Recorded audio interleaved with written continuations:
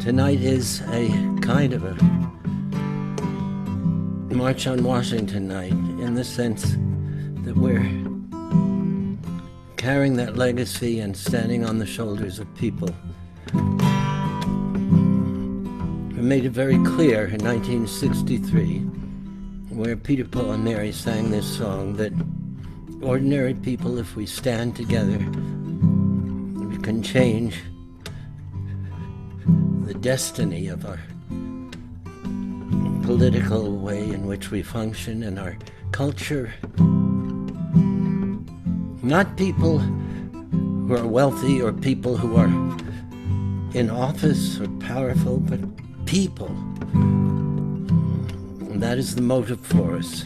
And I feel it tonight with you. If I had a bell, I'd ring it in the morning, in the evening, all over this land.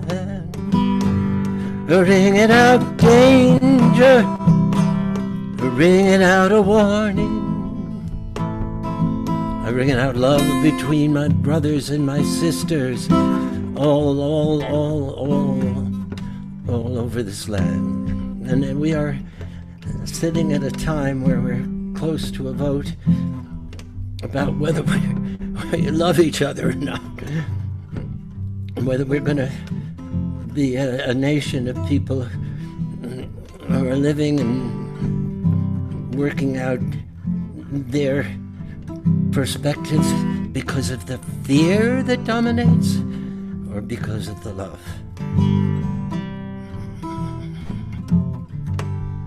And in such a situation, it is appropriate that we gather ourselves together in heart and spirit, which is what we're doing. And music helps that. Okay, you can sing with me now. Don't think I can't hear you. If I had a song, I'd sing it in the morning. I'd sing it in the morning, in the evening, all over this land. Sing it out danger, sing it out a warning, sing it out a warning. Sing it out of love between my brothers and my sisters, all over this land. Well, we do have our hammer, we do have a bell. We can hammer out a warning, we can ring out danger, we can sing, and thereby love each other, because that, as Pete Seeger and Lee Hayes tell us in this song, is the way we're going to get through this, by loving each other. I've never seen anything accomplished in my years with Peter, Paul, and Mary that was successful unless it came from a place of love and nonviolence. So in order to acknowledge the person that allowed this to convene and is the head of one of the 10 organizations that are have their logos and are supportive of this. Wonderful. This is a community of the most imperative of issues, whether we are, as a basic nation, going to value the lives of our children. So I'm going to now introduce Stacy Wesch, and if you will tell us what your coalition is, and you will tell us what your heart is saying, Stacy, and welcome people. I'm honored to be with you and to introduce this and to introduce you. Oh, thank you so much, Peter, and I'm honored to be here with you as well. Thank you so much for this tonight and for everybody who's been involved. So good evening, everyone, and thank you so much for joining us tonight. My name is Stacy Wesch, and I am one of the co-founders of Honor with Action Coalition. And this election is so important for so many reasons, one of which is the gun violence prevention movement. I am myself am from Parkland, Florida. My daughter was a student at Marjory Stoneman-Douglas. I was fortunate enough to have her come home that day, and I had friends that were not. And this show tonight is for them. So with that, Honor with Action presents Vote for Them, an evening of song to honor the students and teachers lost in gun shootings. Thank you. Oh, Stacy, thank you. Thank you so much. And I, what I want to do is say that what we're noting, we're going to go back in history a bit, but for now, what we're noting is the role that young people and students are playing now in taking the lead, not as our pawns or but really taking our hand. Take my hand, my son or my daughter, and all will be well when the day is done. And this is a video of a song written by Parkland students who found a way to express their pain, their anguish, their anger, and channel it through music. And through that, it turned into healing and love and solidarity of spirit. And these young people wrote this incredible song, and it was only 3 months afterwards. There were 11 other songwriters and I came to Parkland to mentor them. But these words, some of the music they didn't write, but here it is called The Children Will Lead the Way.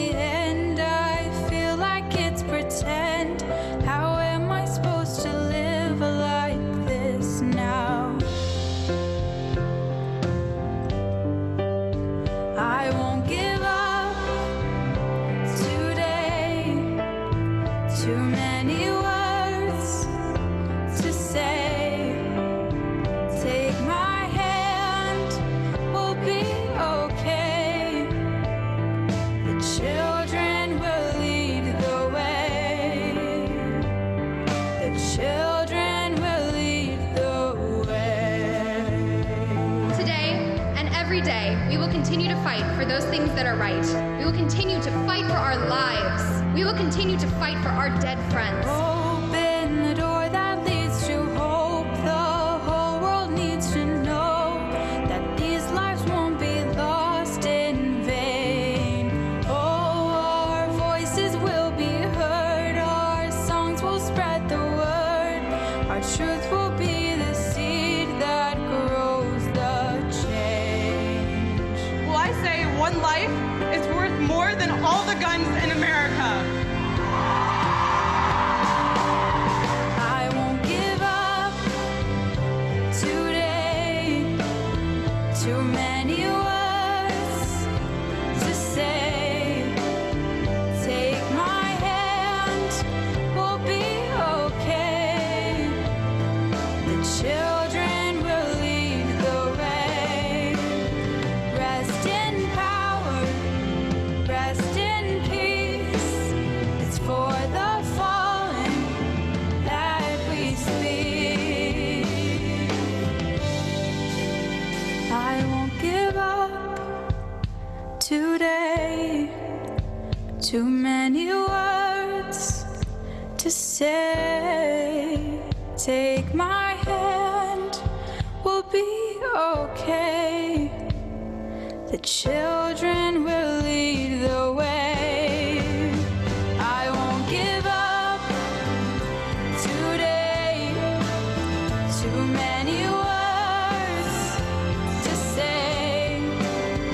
Take my hand, we'll be okay. The children will lead the way.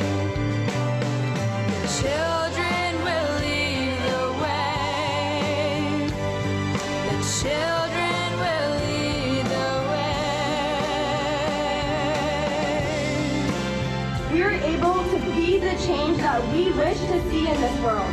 And this is why we march.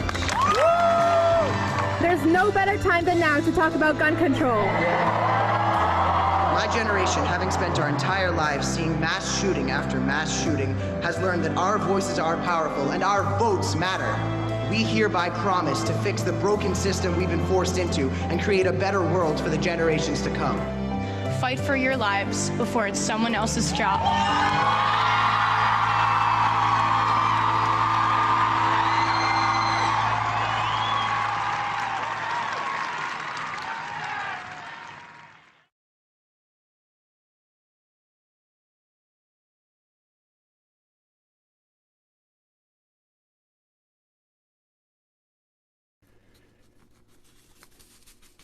I'm sure a few of you need a moment to just resonate with that extraordinary video that was made by Beth and George Gage, who are extraordinary documentary filmmakers.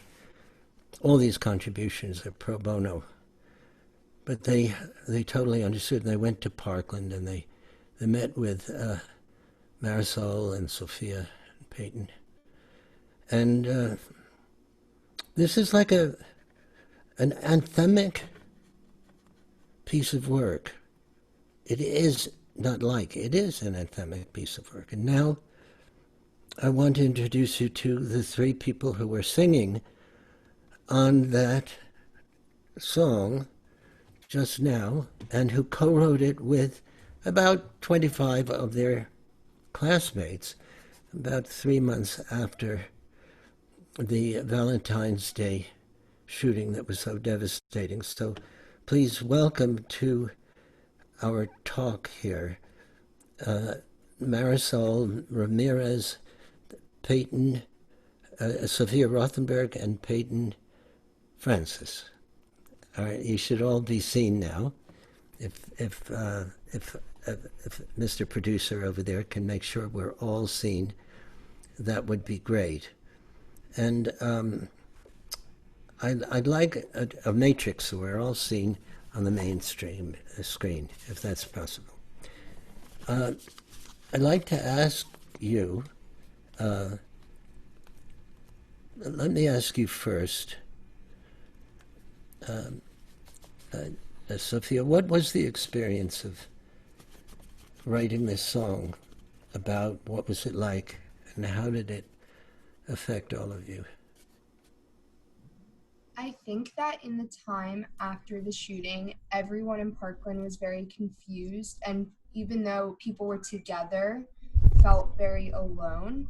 And I think having the opportunity to just come together with a group of other students, not necessarily any of them who I knew, I wasn't friends with any of them, but just to be able to be in a safe, open space where everyone could share their feelings was really therapeutic. And I think it allowed us all to kind of heal together. And I didn't know most of the kids there. And I think now, like after that, we kind of have a special bond because we were able to really talk to each other, and it let us realize that other people had the same feelings that we had, and that it was okay to be feeling these things.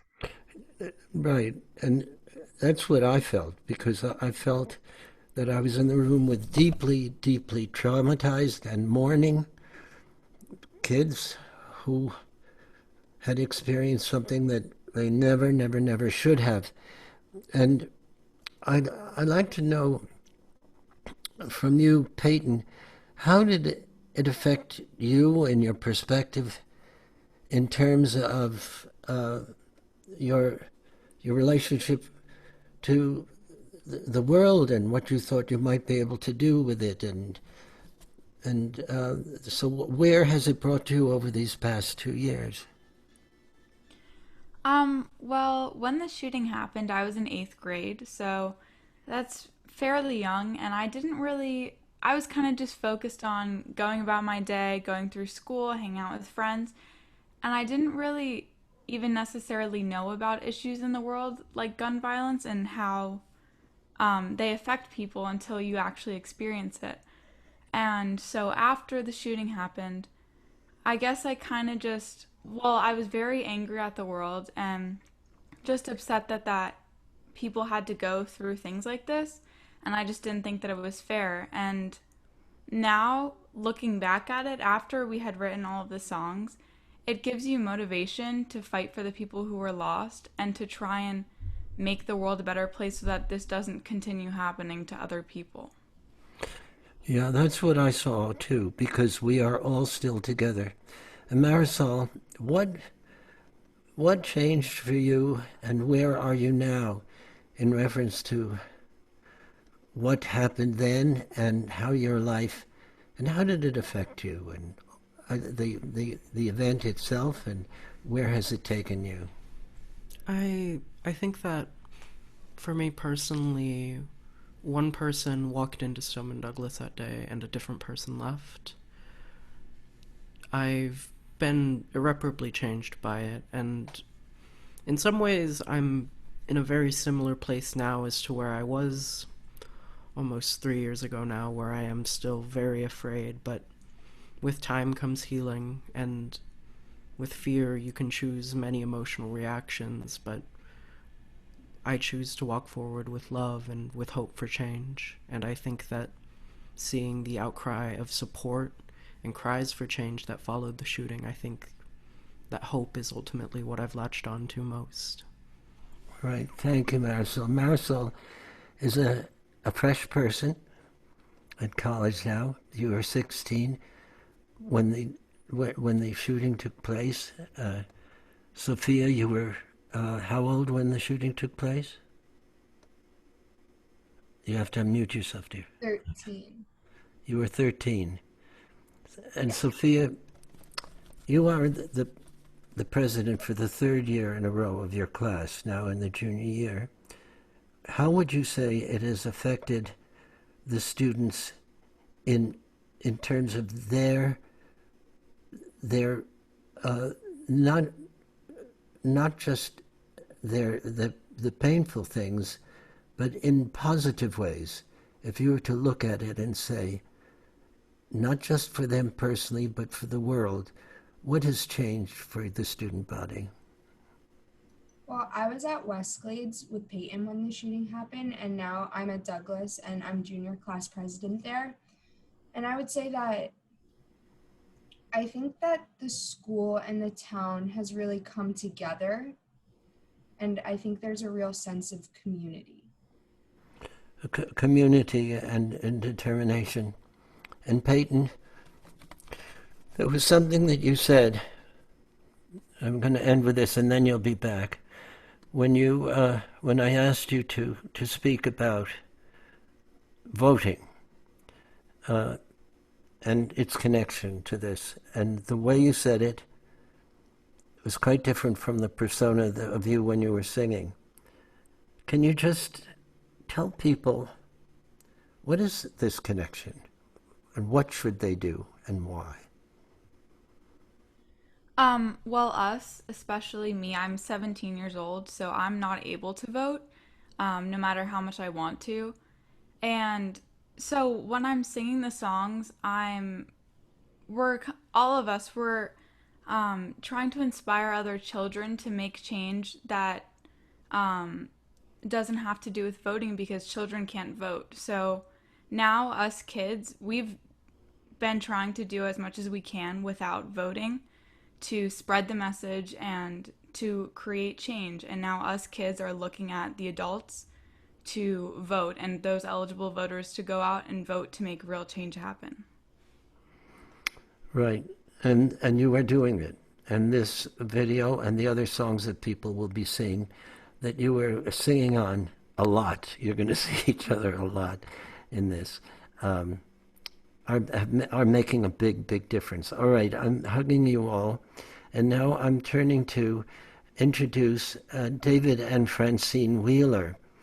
I met David and Francine when I was producing a concert. I was asked to produce a concert not to make money, but to bring the community together in song and in heart, in mourning and in strength. And whereby the Sandyhook promise was proclaimed. It had been articulated, and one of the leaders of this in terms of organizing is David, and Francine, who was a singer that I had sung with prior to this,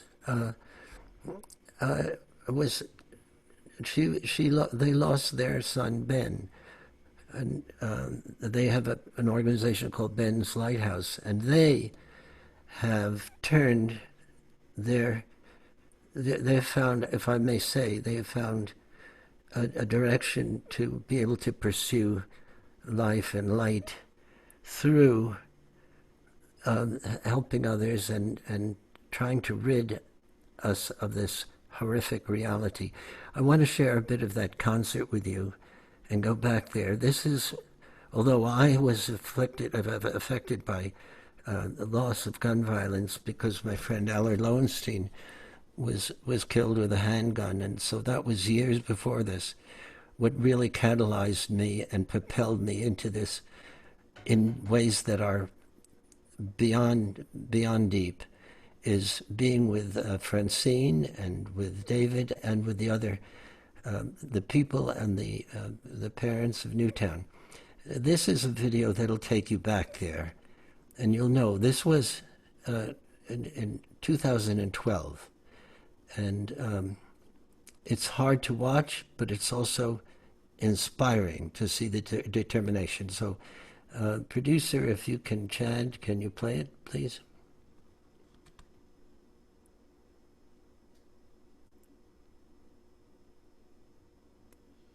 Our hearts are broken.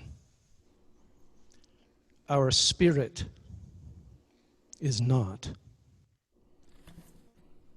And it is with this knowledge that we are able to move forward with purpose and strength. This is a promise to support our own, our families, our neighbors, our teachers, our community, with dedication and love. This is a promise to truly honor the lives lost by turning our tragedy into a moment of transformation. This is a promise to do everything in our power to be remembered not as the town filled with grief and victims, but as the place where real change began. Our hearts are broken. Our spirit is not. This is our promise. The Sandyhook promise. We stood outside in the summer rain. Different people with a common pain. A simple box in that hard red clay. It's where we left him to always remain. Let your love cover me like a pair of angel wings. You are my family. You are my family.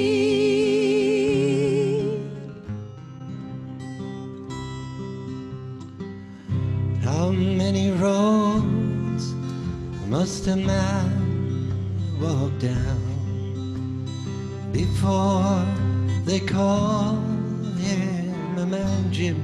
How many seas must a white dove sail? And how many seas must the white dove sail before she sleeps? Before she sleeps in the sand. How many times must the cannonballs fly? How many times must the cannonballs fly before they're forever back? Sing it to us now, my friends.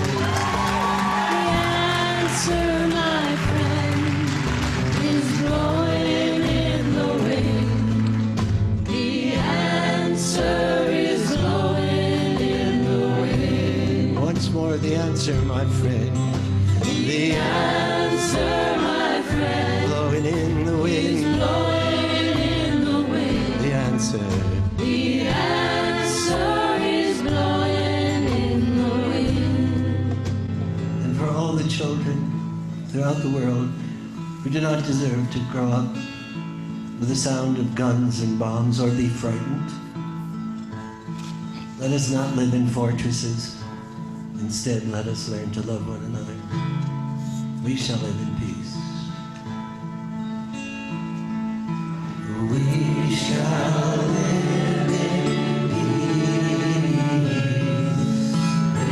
We shall live in peace.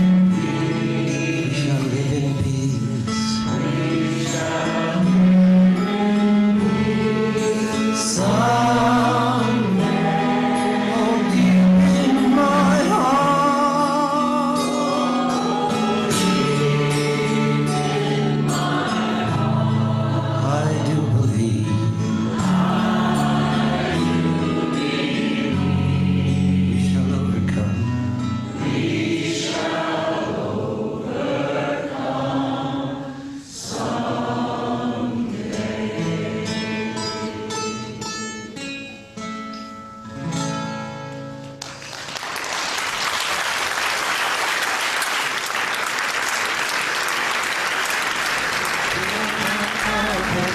Once again now we be the sunshine out of the falling rain. We be the hope of a new tomorrow. Fill my cup again.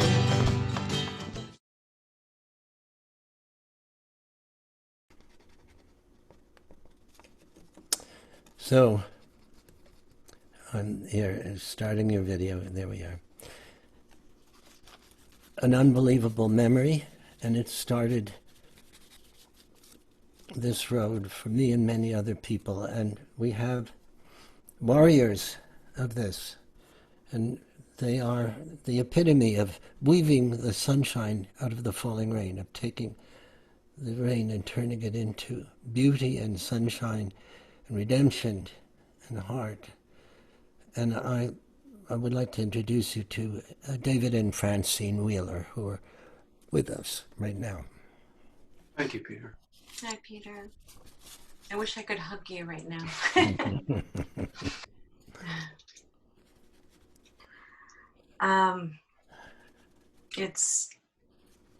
It was such a beautiful, sad, and beautiful event, wasn't it? It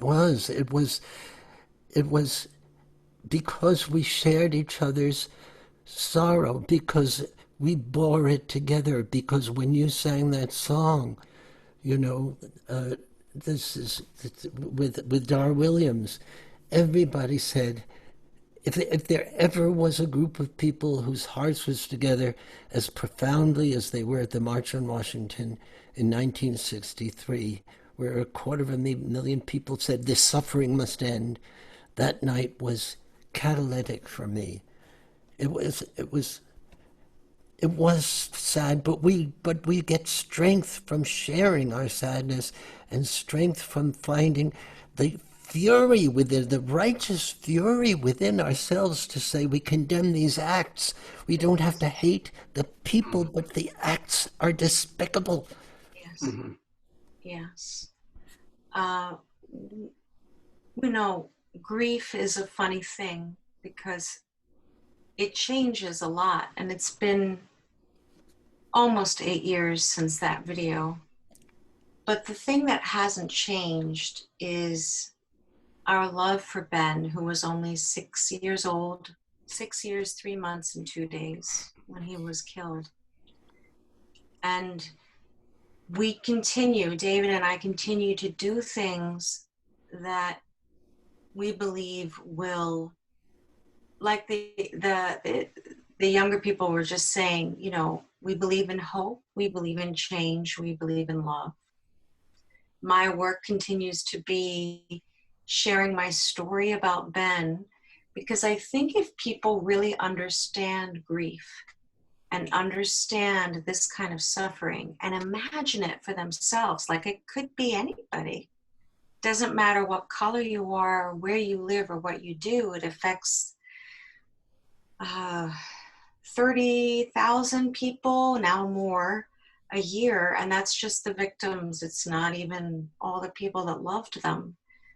And we continue to do work, and we hope that people want to support a government that is supporting them, that makes the right for Ben to have lived his life more important than owning an assault weapon or not having better regulations on owning guns. And those are real facts that many Americans, they don't even know that they're not protected. And so we need to voice that opinion. We need to speak out, and every voice is so important. So I just want to thank you for inviting us and being able to say that we still believe, we're still here, we still grieve, and we still want change in many ways. And yours is a story of resilience, and resilience is what we give each other when we sing and we love each other. And when you went to Colorado, and when you went with Ben's Lighthouse to mourn with and hold others in your arms, David, you were clearly, on that night, you were clearly, and I feel very strongly that this needs to be shared, you were furious. You can be loving with your fury. You were loving and furious. We must not deprive ourselves. We don't have to be, we can be furious with the act. We do not have to wish to annihilate the people who do these things, but the acts themselves do deserve the kind of fury that I felt within you. I feel it now. I feel it now. I think we need to have the legitimacy of our fury at this country choosing the profits for weapons or the fun of playing a game with an assault weapon. Choose that over the lives of children. What have we become? So I feel that fury, and I want to know about your sense of.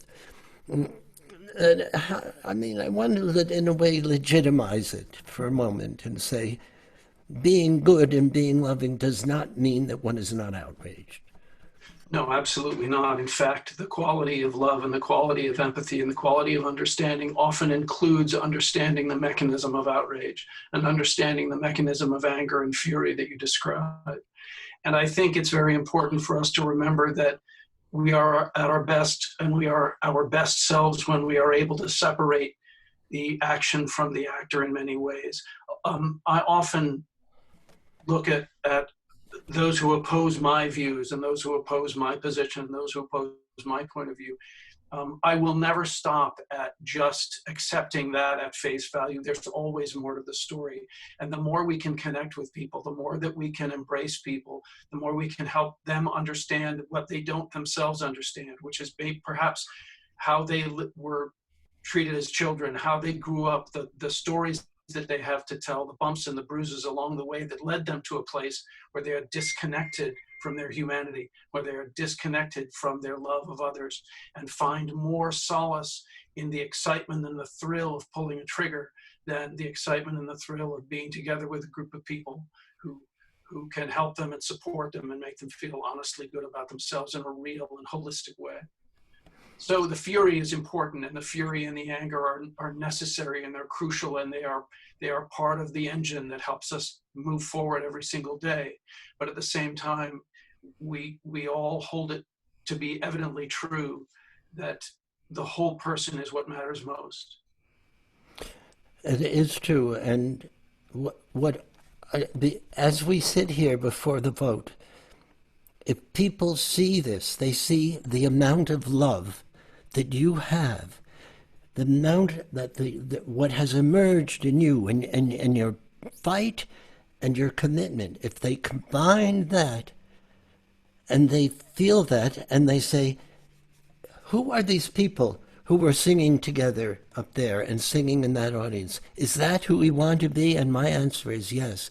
And if we want that to occur, we have to translate that into saying we take action. And right now, that means voting. It does, because people have said over and over again, whether it's young voters, new voters, people of color, people who feel disenfranchised in any way, often say they don't feel like their vote matters, and it has never mattered more. There can be no recount this time. This has to be a decisive and crucially decisive election. And so if anyone thinks their vote does not matter, it couldn't be further from the truth. It really does matter more than ever before. Indeed it does. And now I want to introduce a colleague of yours, a friend of yours, and a friend in sorrow with you, who lost his son, Daniel, and who is a musician. And he is the founder of the Sandyhook Promise, and he is the manager of it now. He's the co-founder of it. And the people I want you to meet, Mark Barden. We're exploring the history of the energy that is propelling us. Mark, welcome, and thank you for being with us. Thank you, Peter, and thank you for convening this this beautiful, important evening of music, conversation, song, thoughts, and activism. And I'm honored to be part of it. Well, I want to know, in terms of your own experience of going forward and your ongoing commitment, I read an article that you wrote about Christmas, about a promise that you made to yourself and how you have moved forward on behalf of Daniel. Daniel is, I cannot believe when I see a picture of him. He just becomes alive to me so powerfully. What has happened in your life, and tell a little bit about how we got connected, which is so very special. Well, that was so very special. It was a moment in history unto itself. Also following another horrible preventable tragedy. We were together with Paul Stuckey and the parents of Trayvon Martin in Washington in that transformative moment. And looking back and thinking back on that, it's like a foggy dream world memory of being there and looking out across the mall at thousands of people who were all there because they believed that that we were on the right side of history and that change was imminent, and so here we are. We find ourselves probably 5-6 years after that, Peter, again at a precipice moment where we're hoping that change is imminent. And I would just echo what we've heard before about how important it is that folks do get out to vote. I mean, we know from research that the largest electoral constituency is the eligible yet non-voting voter. So those are the people that we need to inspire. And I'll say thank you, Peyton, who is not yet able to vote, but is using her voice and her platform to inspire others to please do so.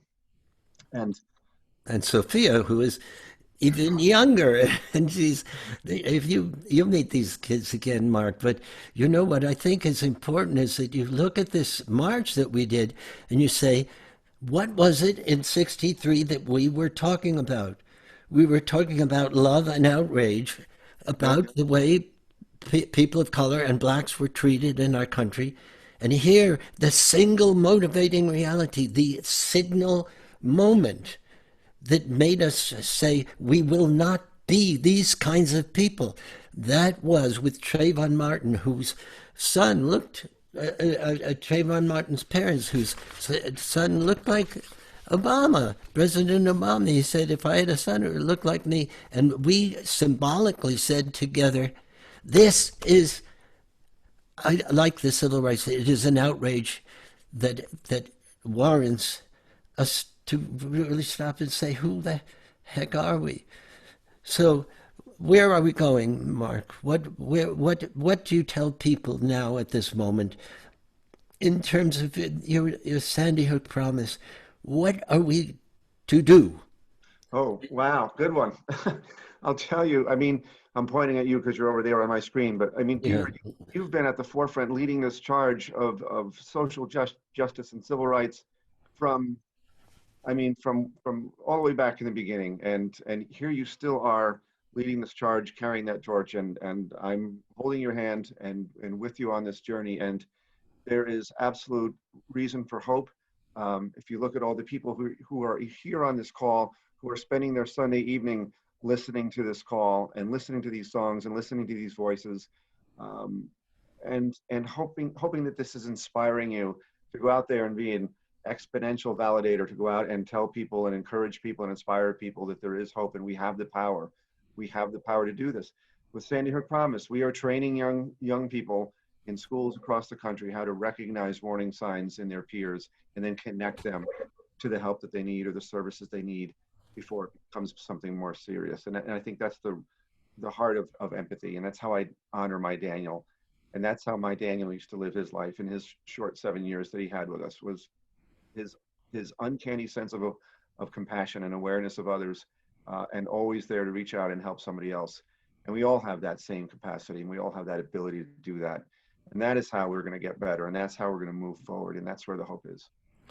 I agree, and I also think that what it is as I look at you and I look at my beloved Francine and David, that we kind of make our lives worthwhile by loving each other in this way, not as a noun, but as a verb. We act on our love, and that's what we're asking people to experience, and by being together tonight.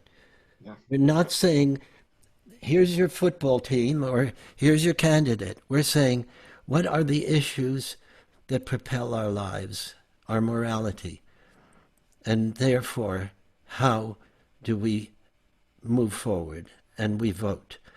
And now I want to introduce to you somebody extraordinary who came later, because I met Mark and I met Francine and David back in 2012, but it was just close to 3 years ago that I met this warrior, this poetic artist, physical artist, but artist of the spirit, who transforms it into extraordinary work, who was devastated. He and his wife, Patricia, were devastated by the loss of their son,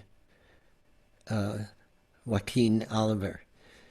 And he created this extraordinary video, and this is a message from Joaquin Oliver, and that's what I want you to please play now, not the other one that was queued up, so I know you need a moment. The message from Joaquin. I am Patricia Oliver, and this is my husband, Manuel. 2 years ago, our beautiful son, Joaquin, was shot and killed at Parkland. Every day I think about him and what his last moments must have been like. Meanwhile, every day, nearly 100 more families lose someone they love to gun violence. Every single day, we keep telling people it doesn't have to be like this. They don't listen. So we found a way to bring back someone that no one will ignore. It's very hard for me to look at this. So please listen to what our son has to say.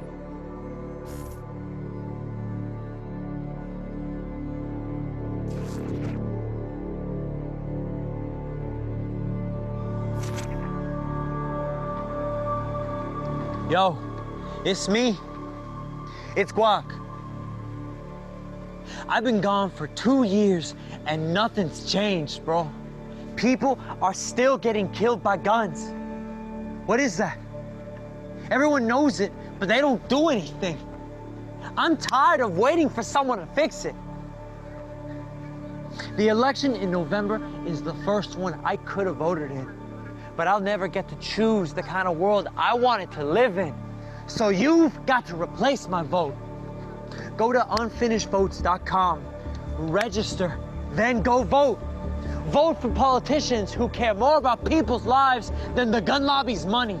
Vote for people not getting shot, bro. I mean, vote for me, because I can. We've got to keep on fighting, and we got to end this.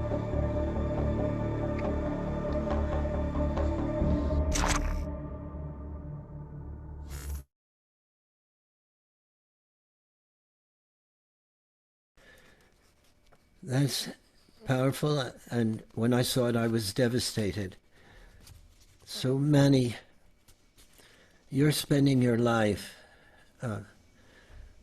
fighting to bring people's hearts together, to have the compassion to see, to not live. This is a struggle between the power of compassion and the power of hatred.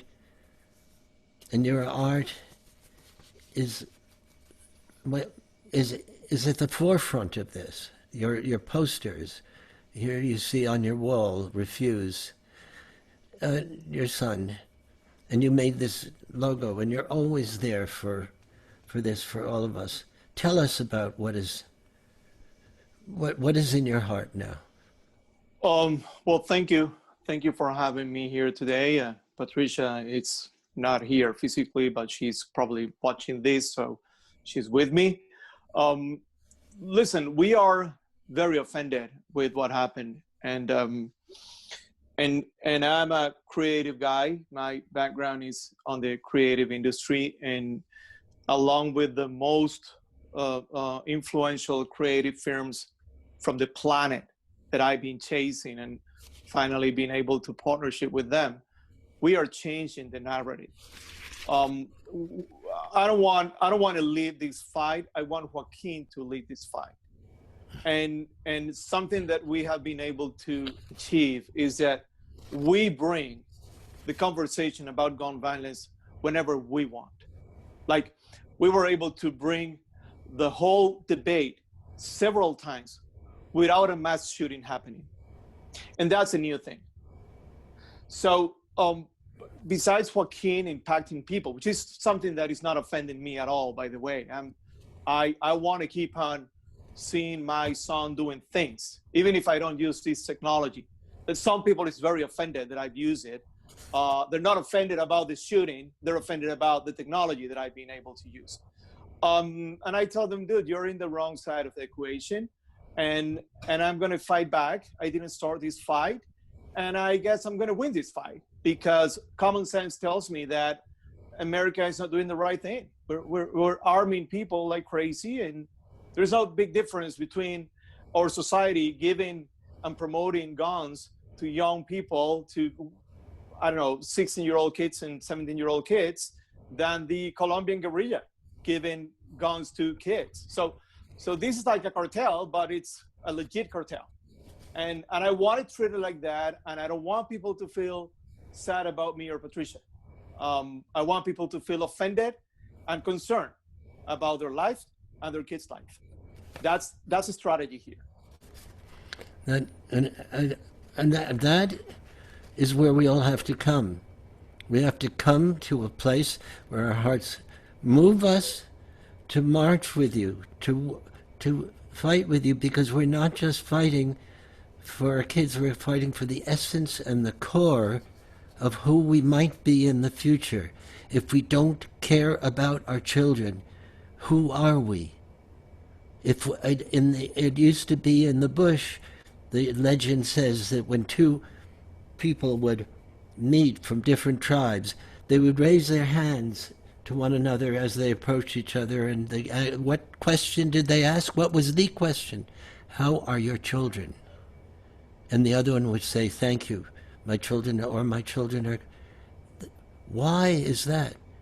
If we cannot embrace that fundamental reality, we have lost our humanity, our morality, our ethical base. This is emblematic, and it is, in literal terms, a travesty beyond travesty. But Manny, but you also have to know, Peter, that I'm sorry, I need to steal a minute from your schedule. Yes. That is already running late. No. This is not about Mark or Francine or me. We cannot bring our kids back, but someone else out there, a lot of parents that are able to hug their kids tonight, or their wives, or their husbands. How come they're not offended?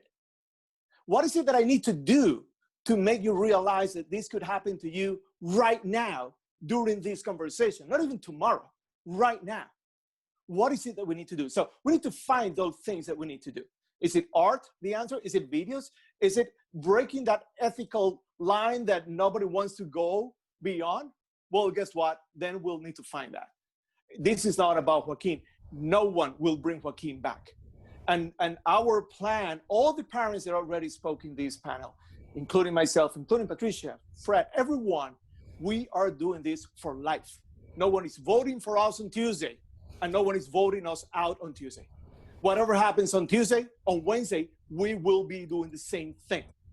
So we better make the best choice on Tuesday just to make things easier. But go ahead and be part of a solution before you become an activist. You don't want that, and no one wants that. Absolutely. We are not just talking about an election, although this moment we're talking about, this is going on long after. We are consolidating a sense of outrage and passionate caring for one another and love for each other. This is how we motivate each other. And this is if we don't embrace that outrage of it, we need to hear that, Manny. We need to hear your outrage. It is justified. You have to have the tenacity, the guts to say it, and you have. Let me bring Pam on now, my brother, and I'm sending you my love. I love you, Peter, and everyone you here. You take care, okay? Yeah, thank you. So now I want you to meet Pam Simon, who is an extraordinary activist. And Pam, I know that, will you tell the people of the circumstance that makes this relevant to your presence? What happened? You're on mute, dear. You have to unmute. I'm unmuted. You have to be louder, dear. Cannot hear you. Am I unmuted? Yeah, but you're not loud enough. You have to get very much louder. I don't know why. We have to hear you. How's that? Not, just yell at me, please. Okay. How about this? Okay, that's it. Is that better? Yes. No. Okay. Hello, Peter, and thank you so much for inviting me to be part of this really, really important evening. What brings me here and why Peter invited me is I was working as a staff member for Gabrielle Giffords, my congresswoman. And like so many people, I felt like gun violence happens to somebody else. And that was till January 8th, 2011, when my life was changed forever. Because I'll start with the beginning of the day, a beautiful sunny day, and my colleague Gabe Zimmerman and I were setting up for an event. And a few minutes later, the congresswoman arrived. At 10 minutes after 10, a young man who never ever should have been allowed to legally purchase a gun did purchase and came to that event. And he fired in less than 20 seconds bullets that killed 6 people, 19 in total were hit. I was one of the people that was hit. A bullet went through my wrist and into my chest. And I, because of tremendous medical care, I recovered.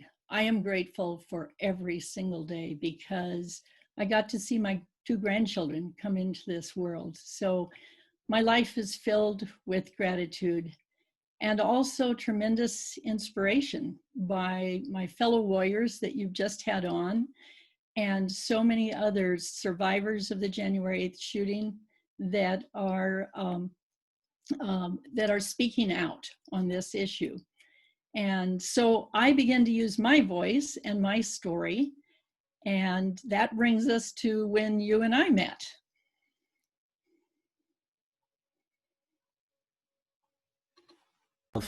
Okay, I had to unmute myself. When I met you, I recognized in you that you were my sister, and you were my friend, you were my mother, my father, my daughter, my wife, my priest, my rabbi, and together we went backstage, and I showed you these videos. That was a long time ago, and my belief in them was the belief in the youth. The youth. We have seen these youth. We're doing what we do, but these astonishing youth that I will introduce in a moment are taking it in extraordinary ways, and that's what must happen. It must go further. When I met you at that concert in Tucson, Arizona, what I said to you is, Peter, you have been part of every major action that has happened, social justice action, and always music has been a part of that. And I asked you if there was music that could help fuel the gun violence prevention movement, and you took us downstairs to a dressing room and gave me the video of these fabulous kids from Parkland that have created this music that just touches our heart. There is so much power in music because it moves every social justice movement forward. And I applaud you for your work with the Parkland students. Tragically, the shooter on January 8th had been a student in the junior high where I taught. And I just think if the resources could be there for the students that are hurting, and you were there as a resource for students to lift up their pain and make it something that will move hearts and minds. I feel like music has the power to heal our spirits, to inspire us to action, to give us hope. And that hope is realized when we vote. And I hope everyone on this call asks 10 people tomorrow to make sure we get everyone out to vote. Well said, my heart's ally and dear, dear friend. And now I'm going to show you, this is not, when you have this kind of effort and you say, but will it end with them? I want you to see something. These students knew nothing about this that you're going to see, but they met the Parkland students virtually, COVID style, and then they themselves wrote this song and sing it. You can't believe that this is static when you see these. This is the next group.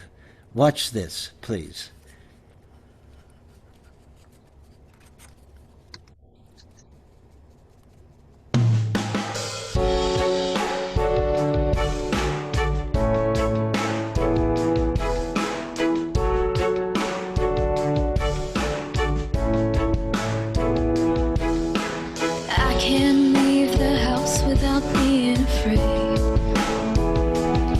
Some see my skin as a weapon. They're threatened by the way I'm made. Even my friends downplay the danger. Stay quiet like they don't care. Don't they know next time they watch the news, my face might be there. If I scream, will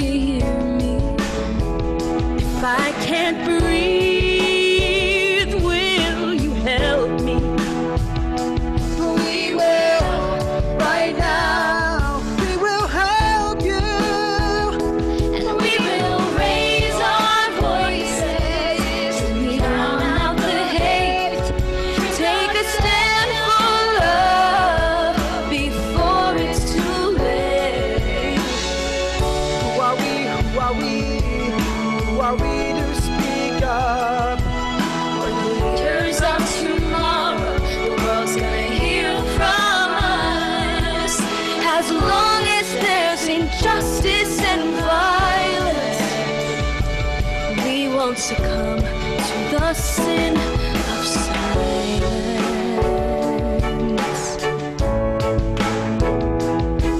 I spoke my truth, I was tired of living a lie. Oh, our love is different, I'm committed to living my pride. But at school, at church, at home, at work, they criticize my every act. They're trying to convert me, they won't succeed, I will fight back. I am enough, I am worthy. If love is love, why do they hate me?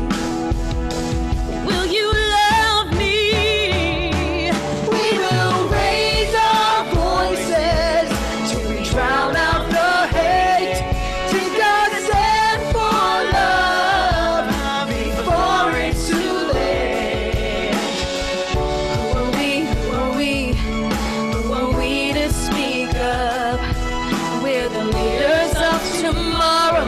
The world's gonna hear from us.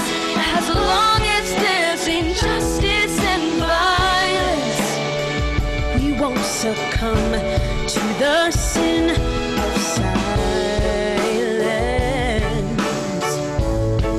Ooh.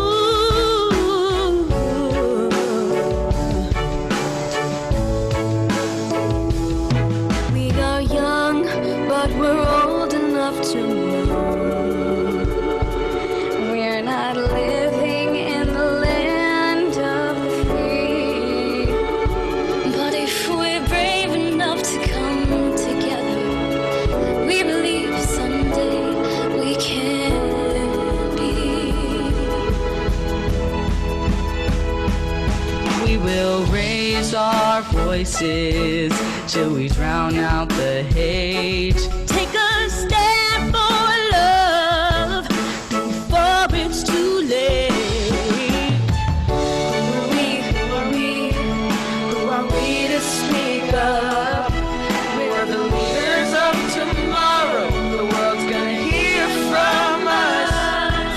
As long as there's injustice and violence, we won't succumb to the sin of silence. Ooh, we won't succumb to the sin of silence.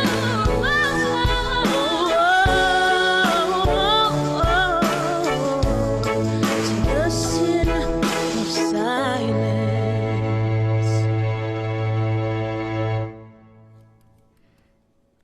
Absolutely. And that is astonishing. You see how this is handed from the parents who were leading it to the Parkland students, and now they met, these students met the Parkland students. And so I want to ask three of the singers who came on. By the way, Arica is not on. She isn't a student. She's a Broadway star, but a star without the glitter, with the heart. And she came out to be a mentor in this process. And she's the black extraordinary singer, but she's clearly not a student. So I want you to meet Benji and Katie and Cameron. We have been on an incredible journey. It's very short, but what you have done is quite something. What happened, Cameron? What happened in all this? What produced all this? What did you experience, and how did it make you feel? Yeah, I mean, what hasn't happened really in the past 6 months during quarantine? I can't even process what I was like before all this happened, when I first got this audition notice to be a part of this amazing thing, and it just transformed into this amazing platform where I could share my voice and spread love to those who really need it most in this time. Because before quarantine, before I met you, Peter, I didn't believe that I could make change, since I am young and, because I can't vote yet.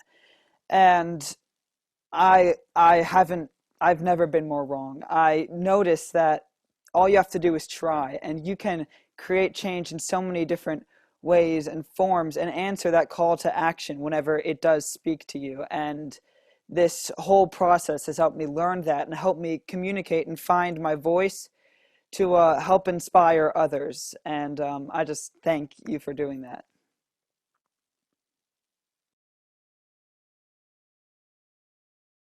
I forgot to unmute myself. Sorry. You are the new warriors, Cameron, and you are amazing. And Katie, I want to know from you, what has changed for you in this experience and your outlook at all from having inherited this legacy from the Parkland students?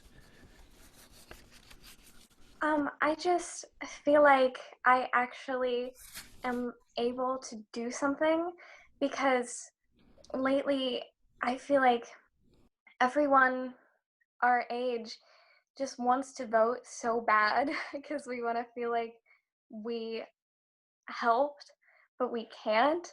So I feel like doing this, I feel like I'm doing something, and I'm trying my best to inspire people to vote and inspire change. Yeah. Ben, what was it that you felt from the Parkland students when you met them?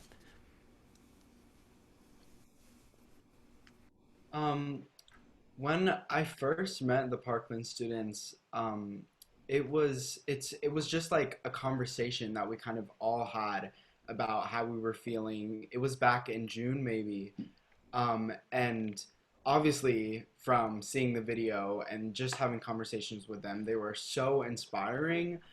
And also, like, no matter how old they are, like we're all around the same age. I learned so much from them.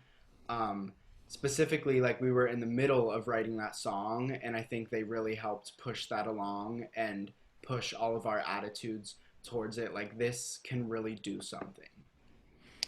And yes, and I felt that I want everybody to know that you chose those lyrics, you wrote those lyrics, you chose those topics, and the two topics that you chose to focus on, interestingly enough, had to do with areas where we have to embrace our empathy for each other. Black Lives Matter and LGBTQ, and people were open and honest, and you'll see that in the video that comes after this, what that interaction was like, how people were not afraid to be themselves and to take charge of what they were saying, the courage of you to say, and can you believe that lyric? When we're young, but we're old enough to know that we're not living in the land of the free. How gutsy is that? What politician would say that? You know, well, it's acknowledging, but it's an act of love. If you acknowledge that your country is not living up to its aspirations, and you have the guts, you're the people who have the guts. I want you to meet the Parkland students once again. Of course, they're very angry with you because you haven't been to their homes, as you promised. Can you bring on the Parkland students? There we are, all of you. So we're reconvened. All right. I'd like to ask Sophia, you being the president of your junior class, what are you experiencing when you're watching these oldsters? Like, well, I'm of course older than all of them. When you're watching these people now that have preceded you in this gathering, how does that compute for you? I mean, we got to meet all the Pittsburgh students, and I think we, like, even just like through talking to them just that one time, like, we all kind of like have a little bond, like, and it was nice to like meet people who like kind of feel the same way we do, and like we understand. Like, I think it's really eye-opening because when you talk to people from your town that you don't necessarily know, and then you realize, oh, we're all feeling the same thing. And then we got to talk to students from Pittsburgh, and we realized, oh, we're all feeling the same thing. So it's kind of like maybe everyone's feeling the same thing, and it's just really inspirational to watch what you guys did. And I'm really proud of you, and you did amazing. You can just now talk amongst yourselves for a moment. Somebody can answer Sophia. I just wanted to add on to what Sophia said. I think like when we first met, we made connections that we didn't even know. Like I still remember how I was talking about after the Tree of Life shooting, there were like these bracelets that our local JCC was passing out, and Sophia was like, wait, I made those bracelets. So I just think that we're all connected in some sort of way, and that really helped even 2 years after the shooting, to, you know, just know that like there's other people there, and there's like this whole community of people who have been affected by gun violence, but like we can all come together and create something out of that. Absolutely so. That's what I want people to, I want everybody who's watching to see what we have here. We have here something in microcosm that is showing how we're going to get out of this situation. We're showing how the hope, the heart and the undaunted aspiration of these students just is inspiring. Katie, if you were to give people who are watching a piece of advice that you think that you learned from being together with the Parkland students and writing the song, and your singing on this is so powerful. I was looking at it, it just moves me so greatly. What would you have to say to people watching?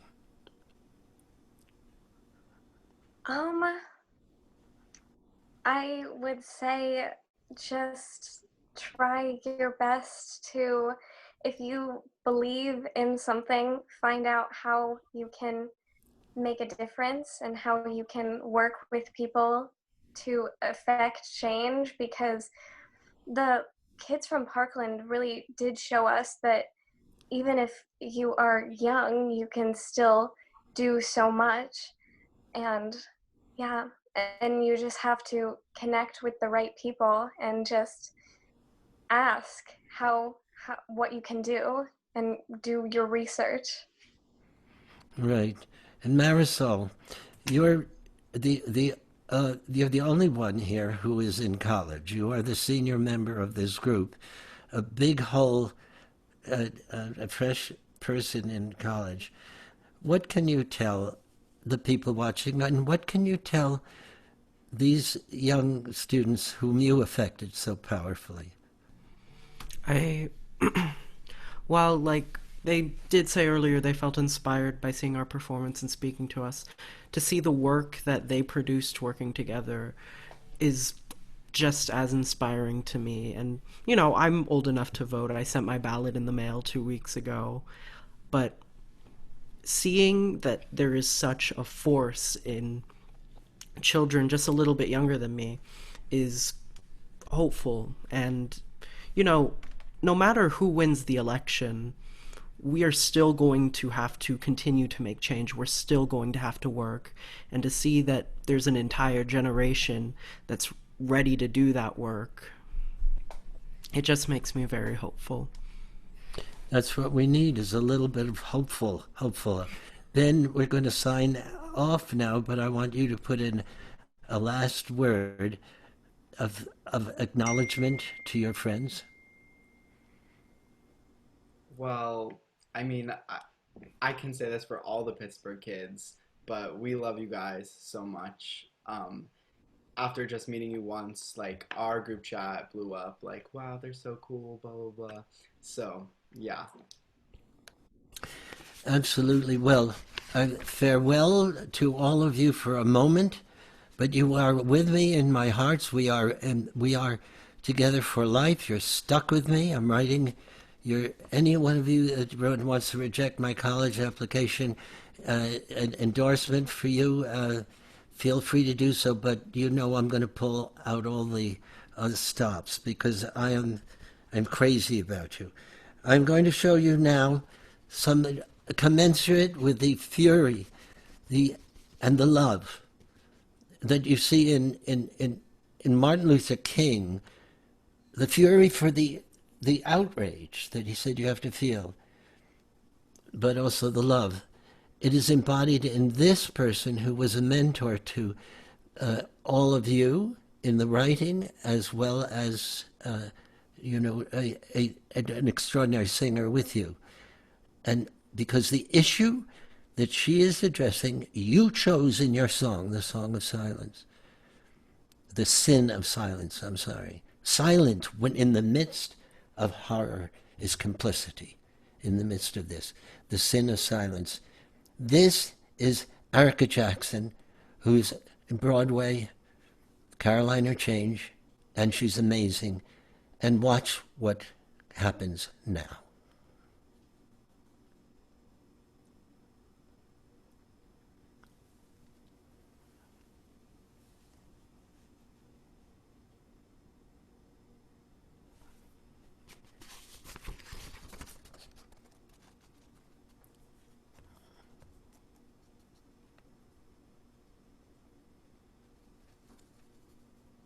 Right now, we are in the most unprecedented times.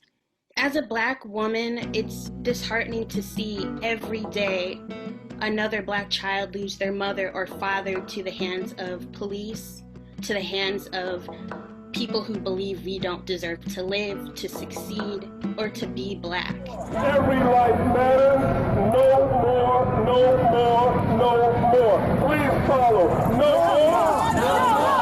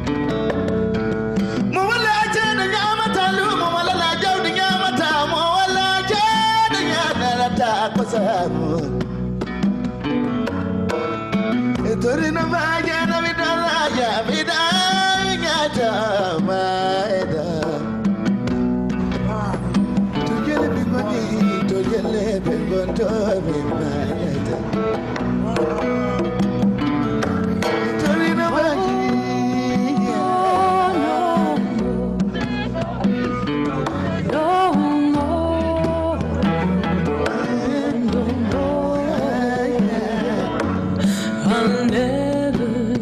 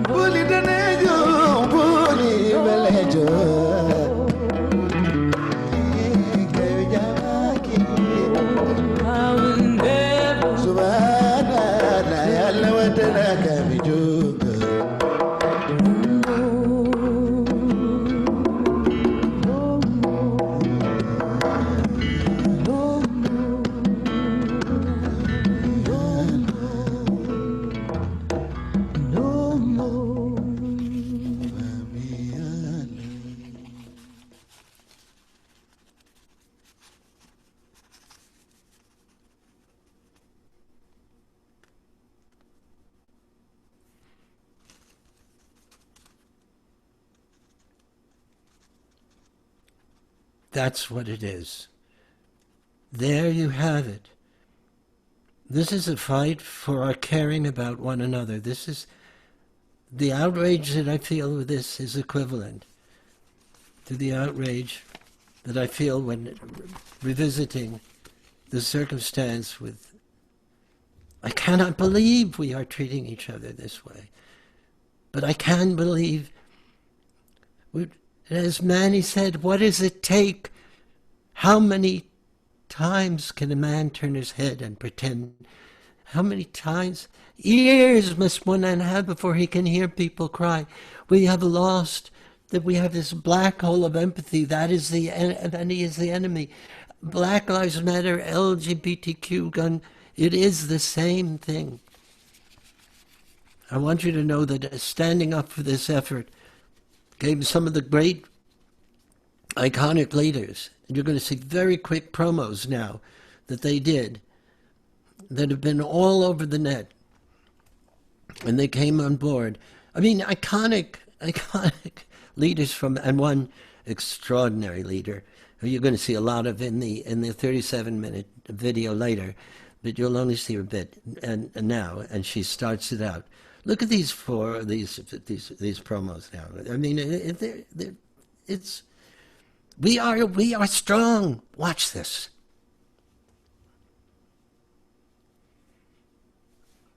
Here you are, a generation that is going to enact change, but we need you to do it. Lead me to the voting booth. I'll stand beside you. I will fight with you for a country that treats us all equally. We will raise our voices to drown out the hate. Take a stand for love before it's too late.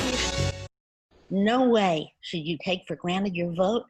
People died for you to be able to vote. Women went on hunger strikes. They were force-fed raw eggs down a pipe that was shoved down their throat. They chained themselves to the White House fence. And please honor them by going to the ballot box on November 3rd. We will, right now, we will raise our voices to drown out the hate. Take a stand for love before it's too late. When I was in Mississippi in 1964, there were 3 young volunteers who were killed because they were helping poor Black people in Mississippi gain the right to vote. But we passed the Voting Rights Act. Students, organize, vote, and you will change this world. We will, right now, we will raise our voices to drown out the hate. Take a stand for love before it's too late. Some young people don't appreciate the most basic right of citizenship. If there is any message that I could convey to today's young people, is vote. We will, right now, we will raise our voices to drown out the hate. Take a stand for love before it's too late. Who are we to speak up? There it is. That is that we will raise our voices till we drown out the hate. That's those kids. Take a stand for love before it's too late. That is what we are doing tonight. And to hear all these voices, young and old. But now, to crown this evening, just so you know where it's going, it's gone another generation.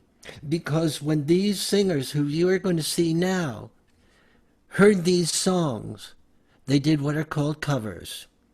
And they are now embracing it. We're talking about a chain, and we will keep this chain going, and it is a chain of heart and music. Watch these.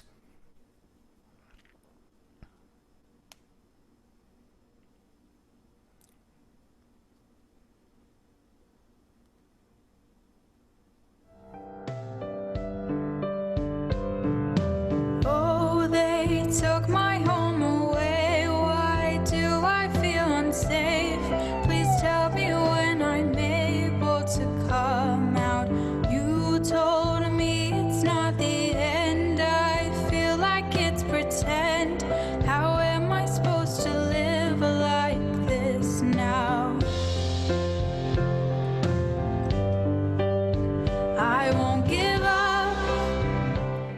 Hi everyone, Brittany Coleman here, and I am so honored to be a part of this project with Song and Get Out the Vote and these beautiful Parkland High School and Pittsburgh High School students.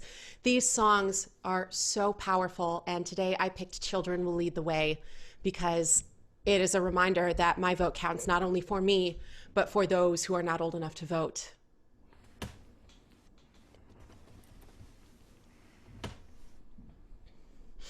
I won't give up today.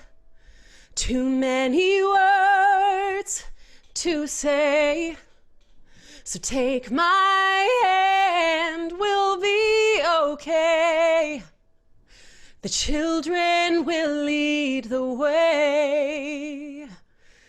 The children will lead the way.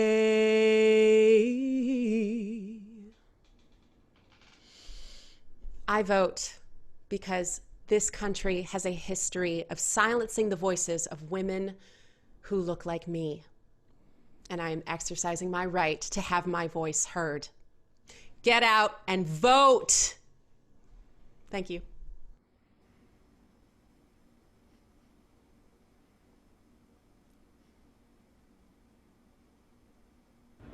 Hi, I'm Jessie Hooker-Bailey.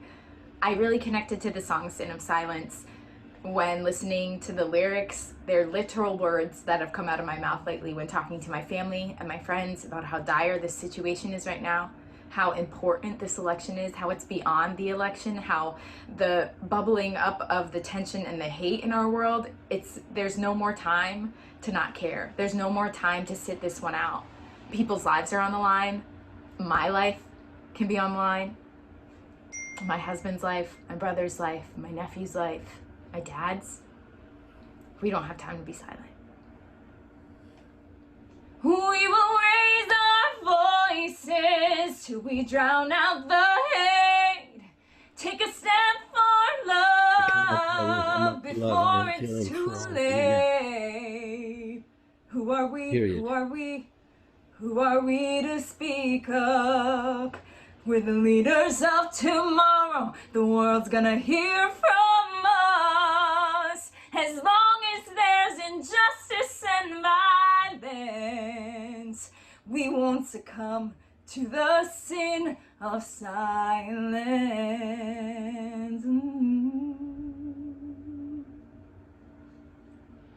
I vote because I have to. There are too many people that have come before me, who have fought, who have died, just to sound their voices, so that's the least that I can do. Voting is the least that I can do.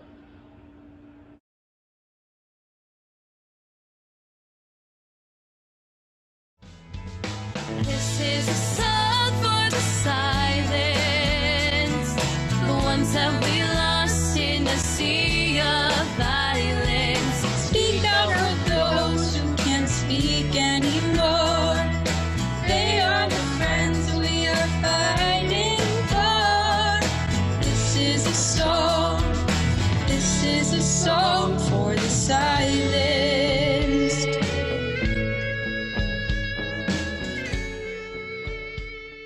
Hi, my name is Gilbert L. Bailey II, and I chose the song, a song for the silenced. In 1999, I was in 5th grade and living in the District of Denver, right next to the Columbine shooting, Columbine High School shooting. And every time a school shooting happens, I'm always kind of like brought back to the idea that they still happen.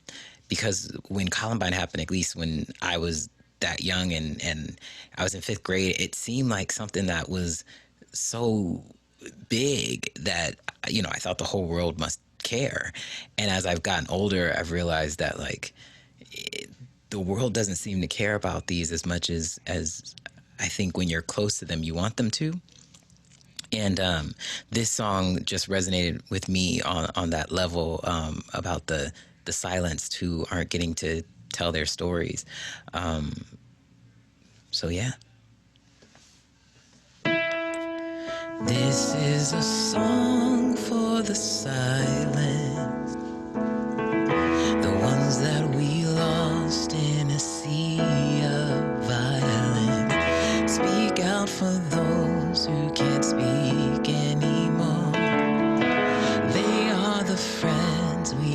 fighting for.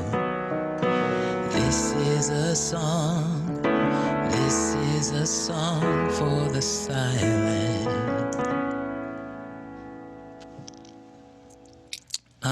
Yeah, and this year, 2020, I am voting because I really do believe all of our lives depend on it. I believe that this is a time for action, and if not now, if this isn't the time for action, if this isn't the time to be involved, I don't think there ever was. So get out there and vote. Please vote.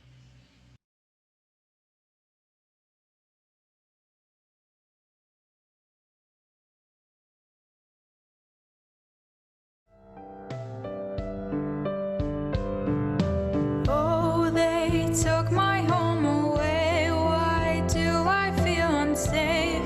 Please tell me when I'm able to come out. You told me it's not the end. I feel like it's pretend. How am I supposed to live like this now?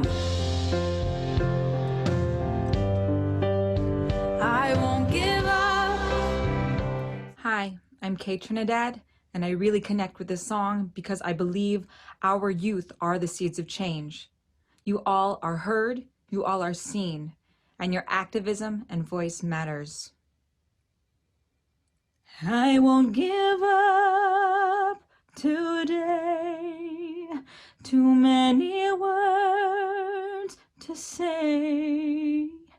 Take my hand, we'll be okay. The children will lead the way. I won't give up today. Too many words to say. Take my hand, we'll be okay. The children will lead the way. The children will lead the way. The children will lead the way.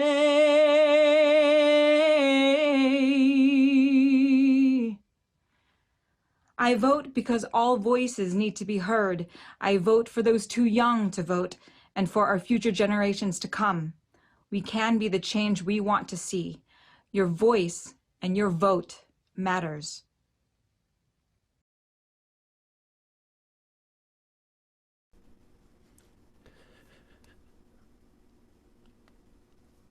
All right.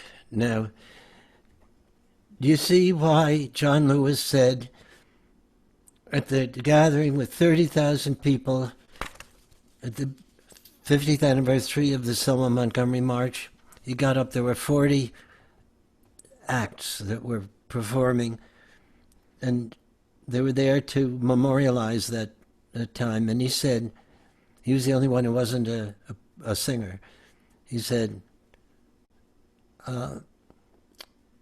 the civil rights movement without music would have been a bird without wings. Listening to these people, seeing how it has traveled from Francine to the Parkland students to these students, how do you think it feels for them to say, look, at my age I've inspired these people? That's what we need. It's inspiration. This is love. So powerful. Now, I'm just going to start this film where you're going to see the resource, except for the last. These are Broadway singers, by the way. They did this. They did not jump in this. And I tell you, Kevin Salem and Leslie Kirsch and Drew Goldstein, who are co-leading this effort, they did this without me. I feel like the proudest parent of all, because they did it better than it's ever been done. So, Drew, you brought us together with these Buffalo, these Pittsburgh students, and see where this has taken us. Drew, I am I'm beside myself. And I know all of you are. If you can just get people, if you want these, you can figure it out. Get these and spread them. Spread them. There is, when people see that, it is very compelling. And it is in these last moments that that difference can make the difference. Go out there and love them. Love them into voting. Love them into caring, and love them into beyond this. And now you're going to watch this film called The Power of Youth and Song, and you're going to see a lot of what you've seen before expanded, and you'll see what happened and how it happened. And I cannot be more proud of all the organizations here that are, the Newtown Action Alliance and the Sandyhook Promise and the Giffords, the coalition, and you, Stacy. Thank you. All of these 10 organizations that are fighting for humanity. All right, please start. The Power of Youth and Song.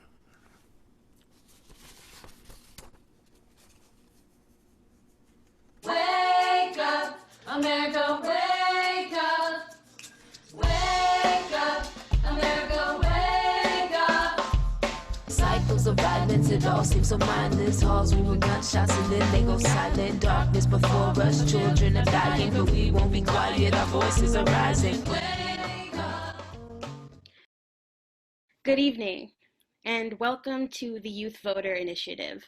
My name is Erica Jackson, and I'm a Broadway performer currently in Carolina Change, and I'm just so happy that you're here watching this video. You're about to see some very inspiring, disturbing, but ultimately empowering videos of these high schoolers talking about the world around them, reflecting and using their art and their voice to change the world around us.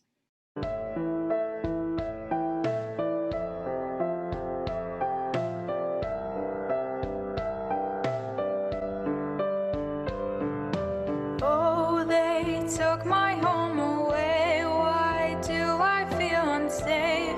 Please tell me when I'm able to come out.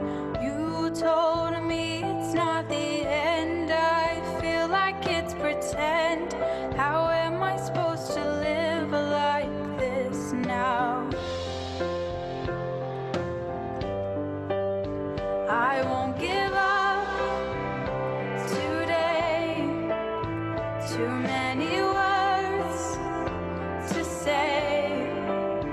Take my hand, we'll be okay.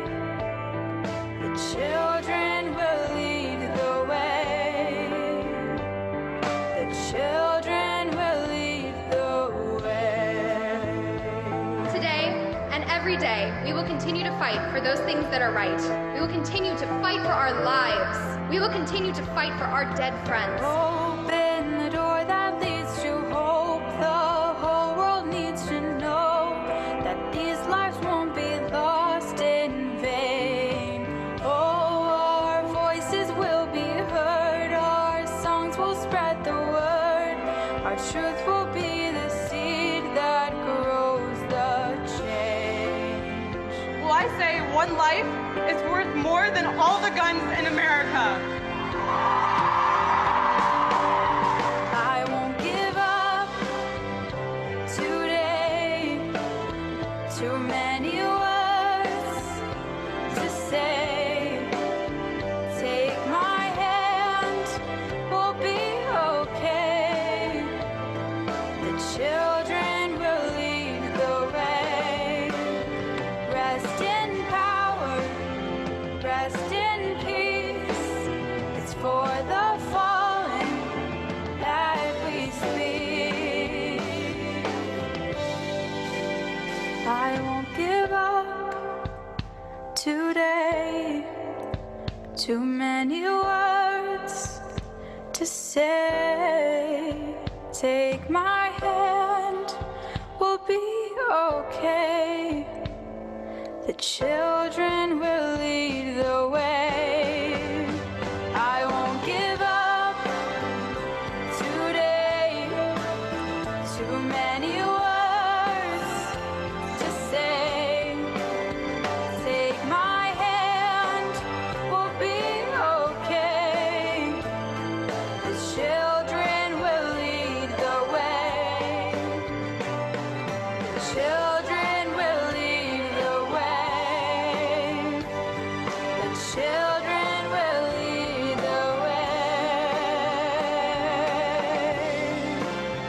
are able to be the change that we wish to see in this world. And this is why we march. There's no better time than now to talk about gun control. My generation, having spent our entire lives seeing mass shooting after mass shooting, has learned that our voices are powerful and our votes matter. We hereby promise to fix the broken system we've been forced into and create a better world for the generations to come. Fight for your lives before it's someone else's job.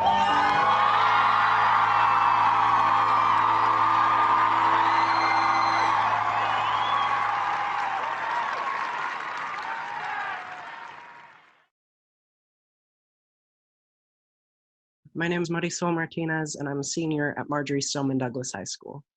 In these strange times we're all living in, it may feel like the world is more divided, more isolated, and alone than ever before. We don't know what the future holds for us, but when we do look onto it, sometimes it seems bleak. I believe it's incredibly important for the voices of children who will come of age in that strange new future to be elevated, and for us to elevate the voices of those around us. Right now, we are in the most unprecedented times. We are living during a time where a virus is killing over 150,000 Americans. We are living in a day where we see unarmed Black people die at the hands of police. We're living in a time where there are riots, there are protests, rightfully so, and the threat of trans rights being taken away is happening. And I think what's important now is for us to find our voice, to speak up and use that in our vote. It is so important that you vote now. So many people have died for our right to vote. For me as a Black woman, it is crazy to know that we didn't have the right to vote. As a Black woman, it's disheartening to see every day another Black child lose their mother or father to the hands of police, to the hands of people who believe we don't deserve to live, to succeed, or to be Black.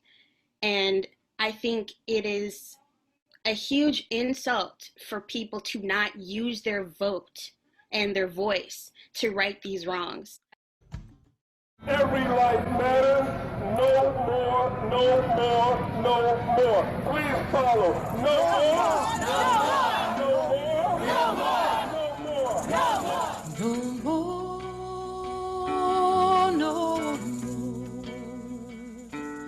No more. No more. No more. We'll never turn back. No more.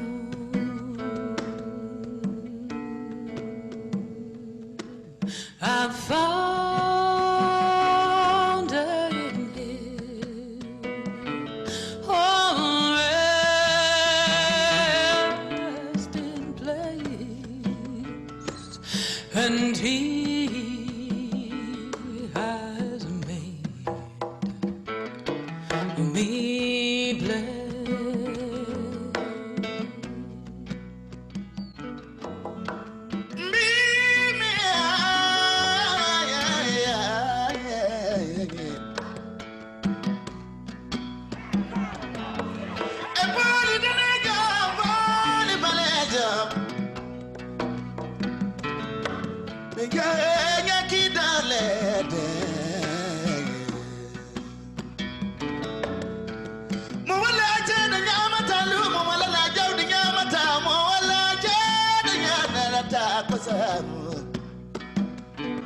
Torina vaya na vidala ya vidala maeda. Tujele bimani, tujele bimonto bimaeda. Torina vaya.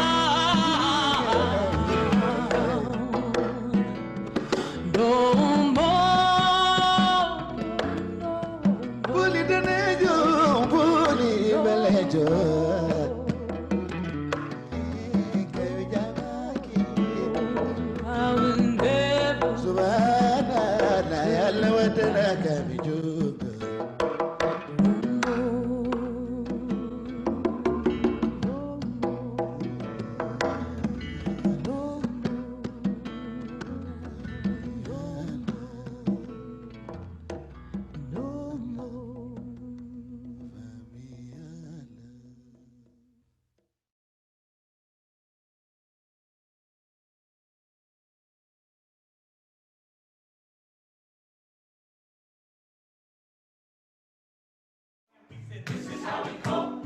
We deliver hope. Fighting in the streets and showing up the vote. One time. This is how we cope. We deliver hope. Fighting in the streets and showing up the vote. Our songwriting sessions were not just a way to express our pain and grief together. We also created a kind of solidarity to turn that pain into determination and commitment to fight and end gun violence in the schools.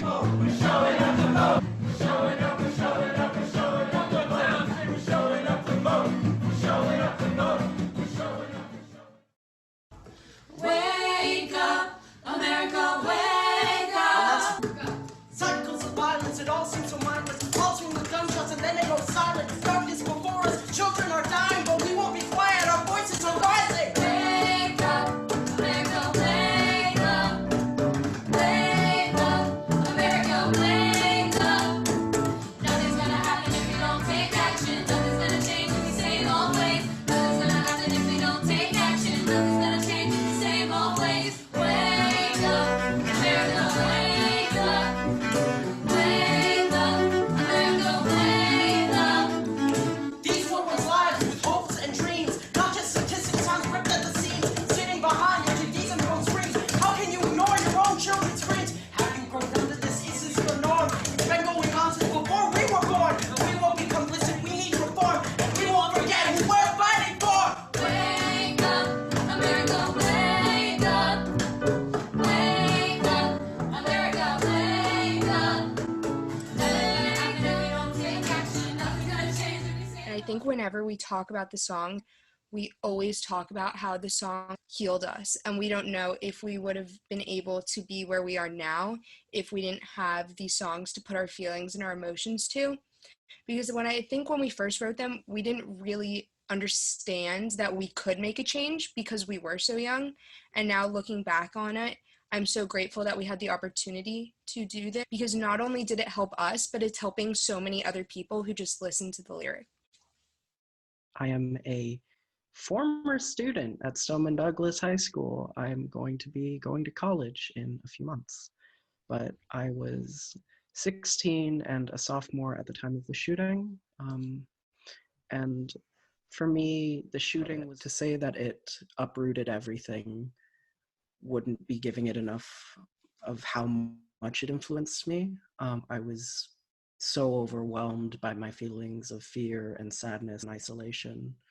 I view the songwriting as a way of memorializing the people that we lost, and I've tried to, since then, create art that honors their memory and makes the world a better place in their absence to make up for all the good that they would have done. Gun violence struck my town of Parkland on February 14th, 2 years ago. 17 innocent students and teachers were murdered. Our town will never be the same. It could be your school next. Go out and vote.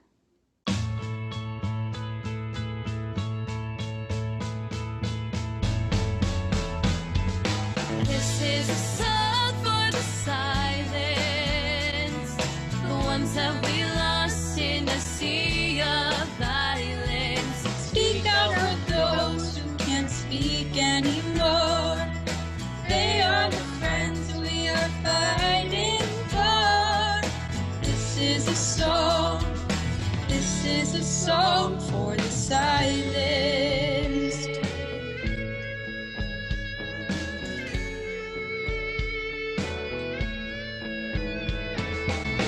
us to forget and just move on. But we're never gonna stop. Our convictions are too strong. We are the change, we are the change. Let's not let the victims die in vain. Let's rise up from all this pain. We are the change, we are the change, we are the change. This is a song for the silence, the ones that we lost in a sea of violence. Speak out for those who can't speak anymore. They are the friends we are fighting for. This is a song for the silence. While the 17 are soaring up in heaven, we're bound and determined. We lay down our weapons, we vote for change, we vote for change. There are empty chairs in the classrooms where our friends used to sit. We vote for change, we vote for change. Let's not let the victims die in vain. This is a song for the silence. Can you hear us now? For the silence. Can you hear us now? For the silence. Can you hear us now? For the silence. Can you hear us now?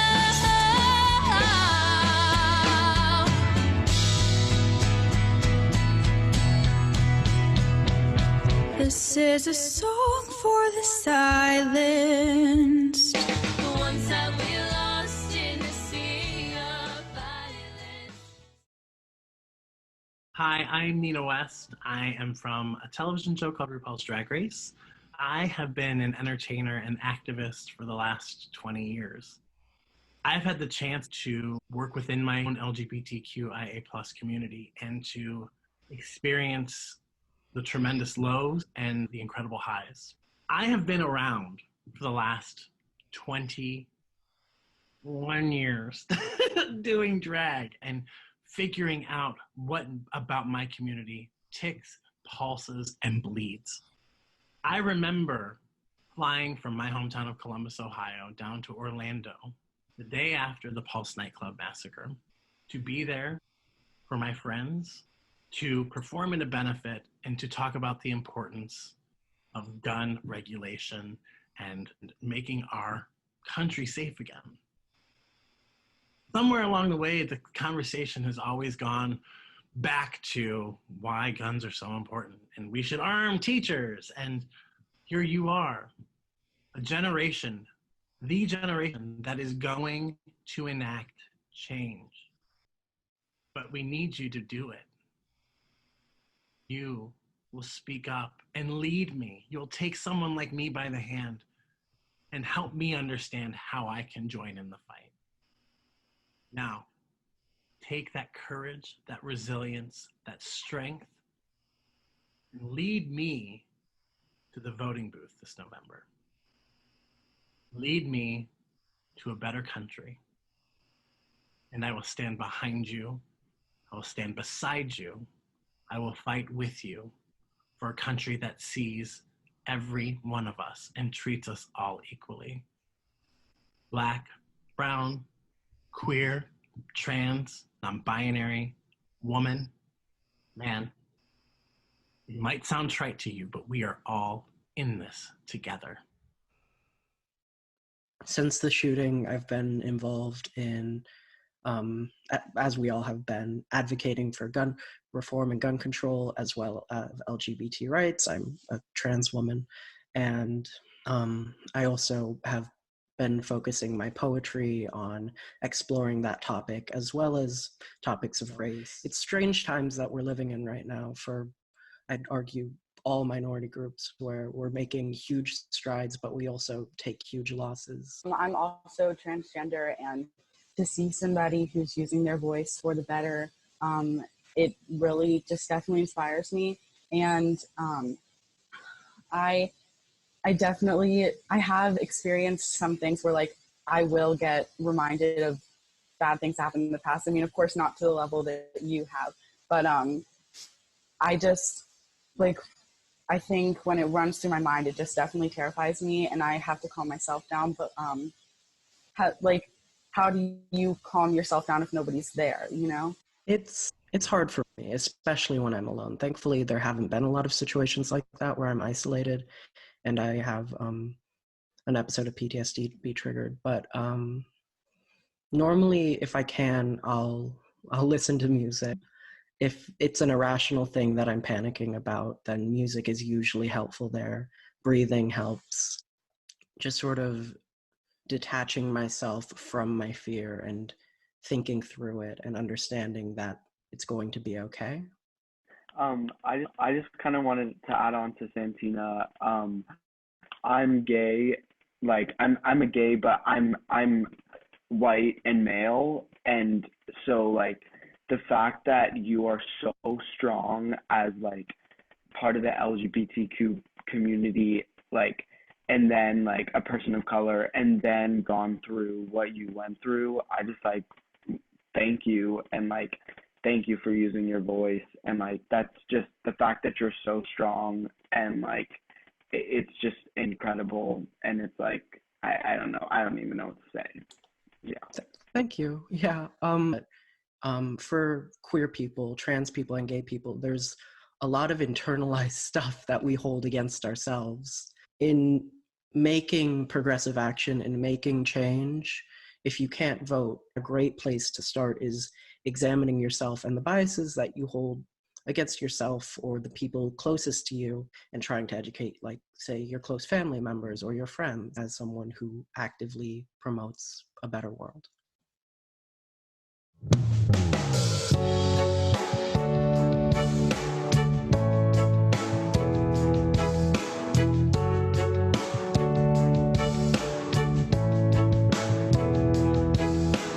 I can't leave the house without being afraid.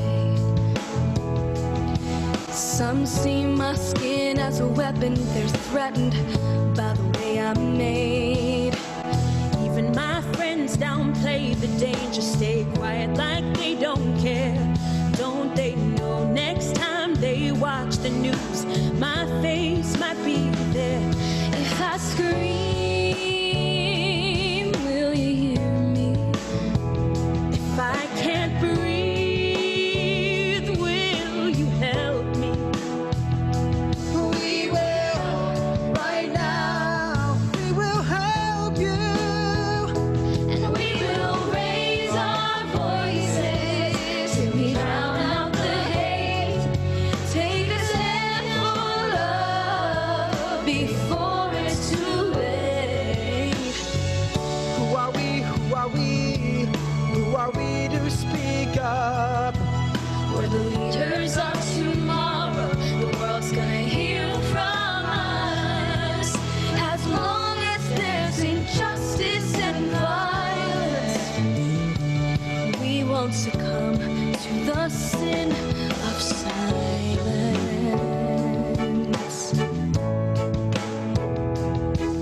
I spoke my truth. I was tired of living a lie.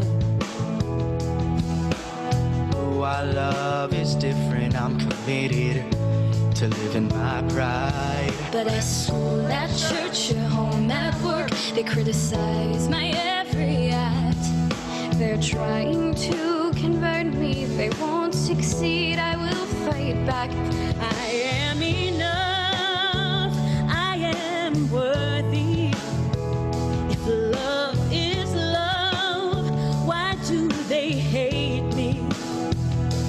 Will you love me? We will raise our voices till we drown out the hate. Take a stand for love before it's too late. Who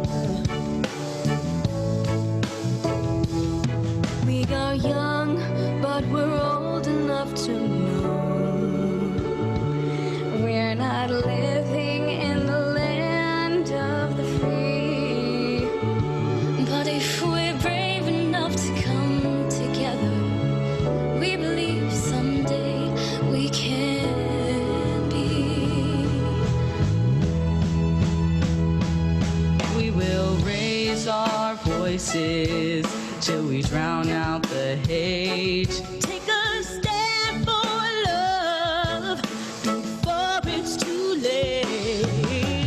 Who are we? Who are we? Who are we to speak up? We're the leaders of tomorrow. The world's gonna hear from us. As long as there's injustice and violence, we won't succumb to the sin of silence. Ooh, we won't succumb to the sin of silence.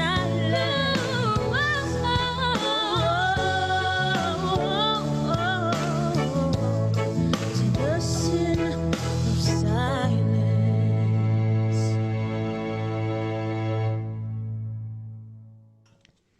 How many roads must a man walk down before they call him a man? And how many seas must a white dove sail before she sleeps in the sand? How many times must the cannonballs fly before they're forever banned? The answer, my friend, is blowing in the wind. The answer is blowing in the wind.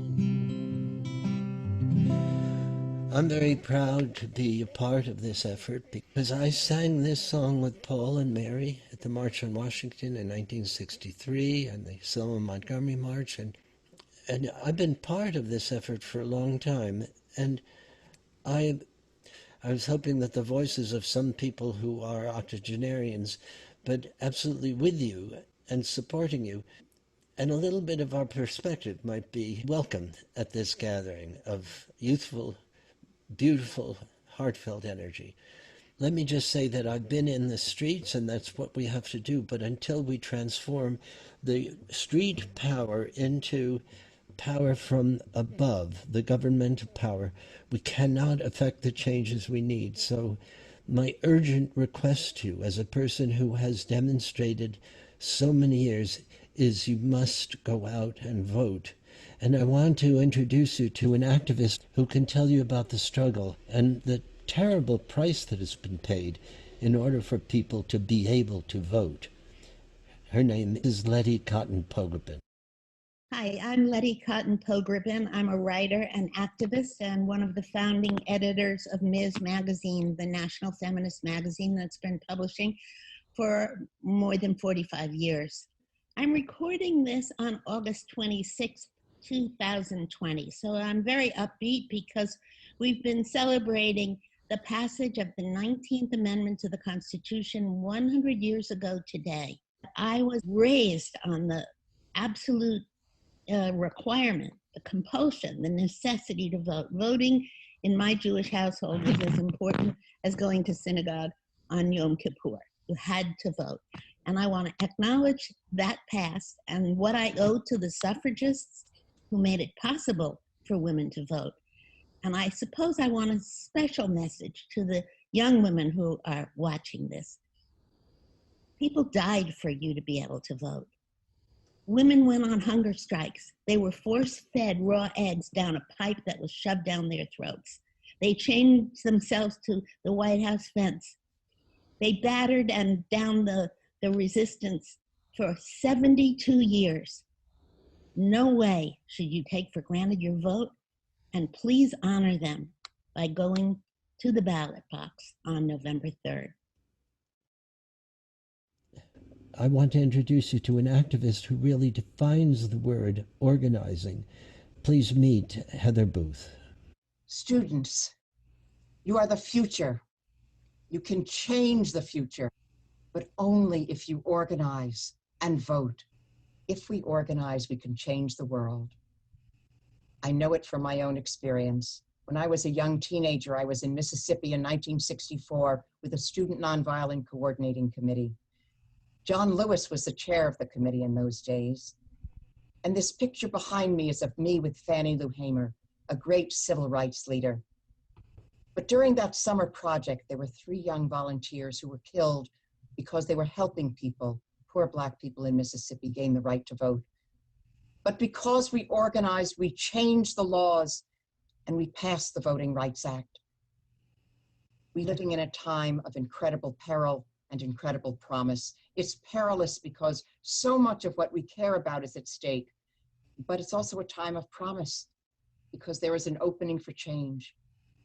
Students, you can change this world, affect the issues of student debt, of climate change, of gun violence, of racial violence. But in order to do that, we need to take action. Organize, vote, encourage others to vote, and you will change this world. Tonight we have seen videos that have turned pain into art. That's why being a part of this was a huge honor for me and a privilege to be able to use our art and to tell the truth and to affect change. And honestly, I was inspired by listening to these high school students and tell their story to me and to tell their truth to me. I hope it inspires you to vote. It is so crucial to listen to the youth when they are crying out. We must vote to protect them. So vote for them. Thank you for being with us tonight.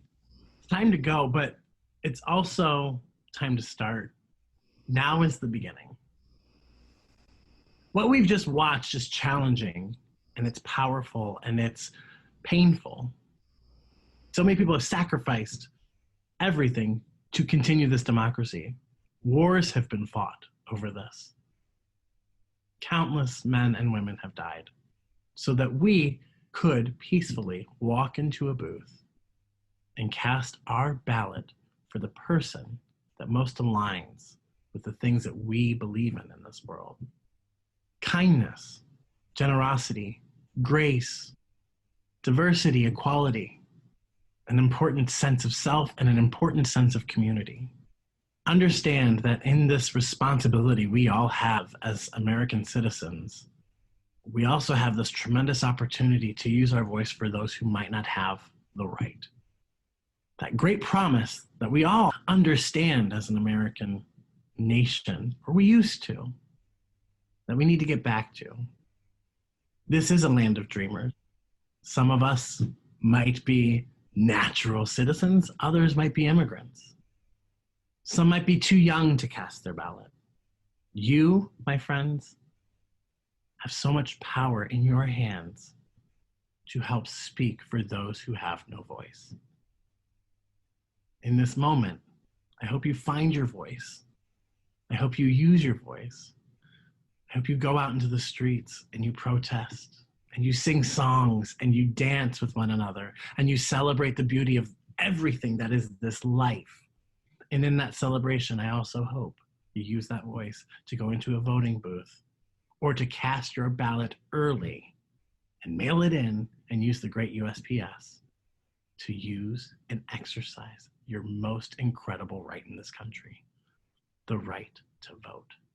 Thank you for being with us tonight. Thank you for hearing these stories. Thank you for allowing yourself to be challenged and to understand even a slice of what these students have sacrificed to tell this story tonight for you. There's been great loss in these moments. Now, let's take that loss and come together and be found. Have a wonderful, wonderful night. Some young people don't appreciate the most basic right of citizenship. If there is any message that I could convey to today's young people, is vote. We will, right now, we will raise our voices till we drown out the hate. Take a stand for love before it's too late.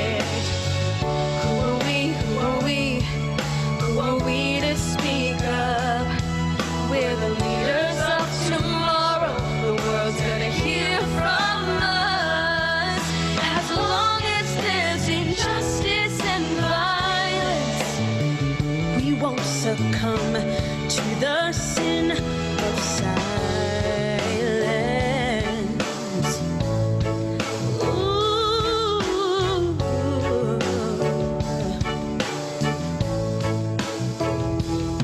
We are young, but we're old enough to know we're not living in the land of the free. But if we're brave enough to come together, we believe someday we can be. We will raise our voices till we drown out the hate.